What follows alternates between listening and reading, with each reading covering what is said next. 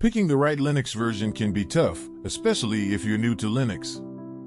However, I've tested out nearly all of them in the past few years, except for a few that seemed too similar to what I have already tried. To begin, there's a common misunderstanding that there are thousands of different Linux versions out there. But when it comes to using Linux on your desktop, you really only need to consider three main choices. Before we dive into those, it's important to understand what makes up a distribution. This knowledge will help you see why so many variations are based on these three. Unlike Windows and Mac, which have a standard set of components like bootloaders and file managers, Linux is diverse. In Linux, each version can have different core elements. This variety in core components is what makes each Linux version a unique distribution.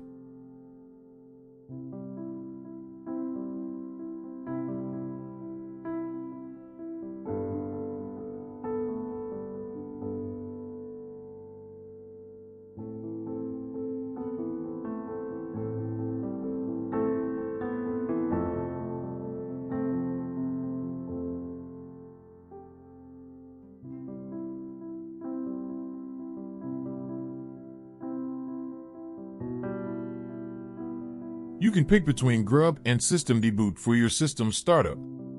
Grub is like an old, highly customizable option that can work with both new and old computers. It's like having a lot of choices in how your system looks.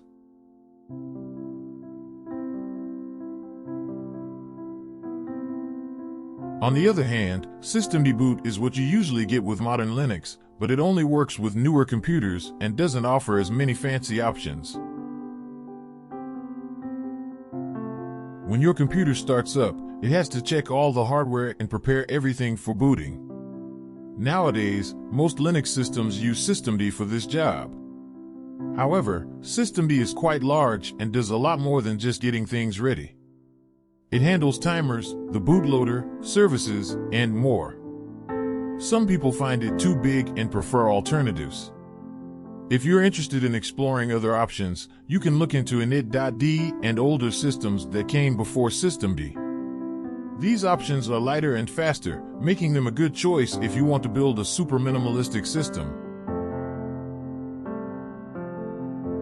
To display graphics on your screen, you need a rendering system, and there are two main ones you should be aware of: Wayland and xorg. Wayland is the new arrival, promising speed and improvements, but it currently falls short in terms of features and compatibility. On the other hand, xorg is the seasoned veteran that reliably gets the job done, even though it's starting to show its age. Personally, I tend to choose xorg because I've encountered issues with Wayland in the past. However, for many users, the choice between the two doesn't matter much since they both essentially accomplish the same task. Some games will perform differently on xorg and Wayland.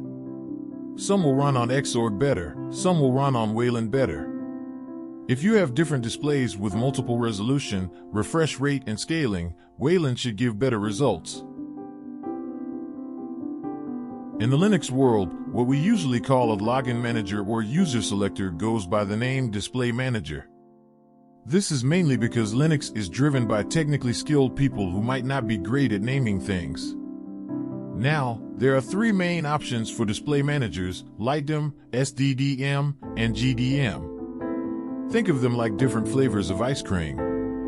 SDDM is often used with KDE systems, GDM with GNOME systems, and lightdm is a universal option that can work with almost anything. Think of desktop environments as the command centers of an operating system.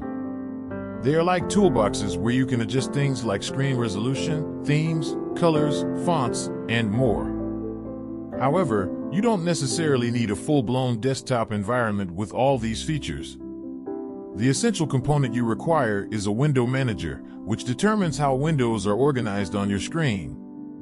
Now, let's go over some common desktop environments: GNOME, KDE, xfce, and others. GNOME offers a design similar to Mac OS,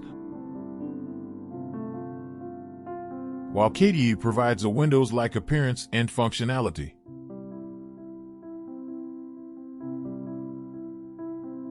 On the other hand, xfce is more minimalist, offering only the necessary tools without much extra. A basic window manager is just responsible for managing windows without additional utilities.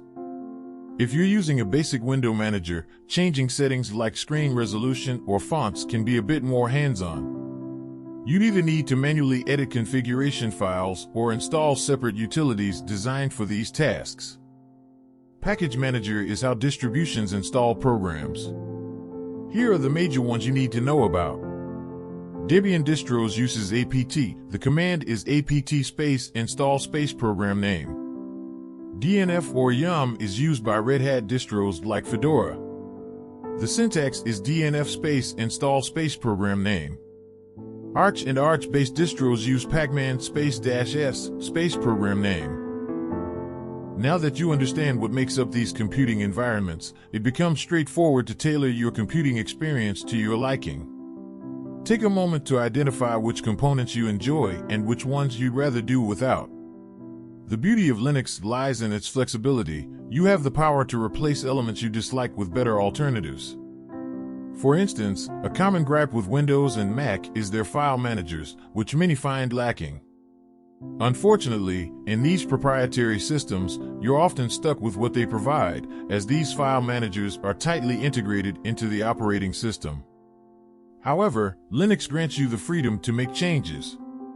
Let's explore the three fundamental distributions that serve as the foundation for most Linux systems, along with the default packages they come with. Keep in mind that you can always customize and replace the components you're not satisfied with to create your ideal computing environment. Debian follows a stable release pattern, which means it tends to include older software packages. However, this approach prioritizes stability and reliability over having the latest features. As a result, Debian is my preferred choice for desktop systems that I intend to keep relatively unchanged over time. Arch Linux is known for its cutting-edge software packages and an extensive user repository where you can easily find and install missing programs. However, there's a trade-off to this freshness. If you forget to update your system for several months, it can become unstable or break. Therefore, if you opt for Arch Linux as your daily driver, it's absolutely imperative to maintain regular backups. One of the key advantages of Arch Linux is that it gives you access to the latest software and is often considered excellent for supporting newly released hardware and drivers. What sets it apart is the incredible flexibility it offers. You have the freedom to handpick and combine components to create a system tailored to your precise needs. The constant in Arch Linux is its package manager, known as pacman. Additionally, it offers a unique feature, a helper program for installing software from the Arch User Repository, or AUR, which provides a wealth of options. In terms of recommendations, I'd like to suggest the top 3 choices for Arch Linux: Paru, Yay, and Trizen. They follow the same syntax as pacman, except you run them at a user level and they can install pretty much any package. This distribution is built upon the foundation of Red Hat Enterprise Linux, or RHEL. It aims to find a middle ground between Debian, with its slightly older packages, and Arch, known for its cutting-edge software. In other words, it offers a compromise in terms of package freshness and Linux kernel versions. While it may not offer the absolute latest software like Arch, it also doesn't hold onto older versions like Debian. Additionally, this distribution offers various spins or editions, but its primary download typically includes the components you're seeing in the screen. The best Linux version is the one that suits you best. Unlike Mac and Windows, Linux offers lots of choices. Learn about them, try them out, and create the perfect system just for you.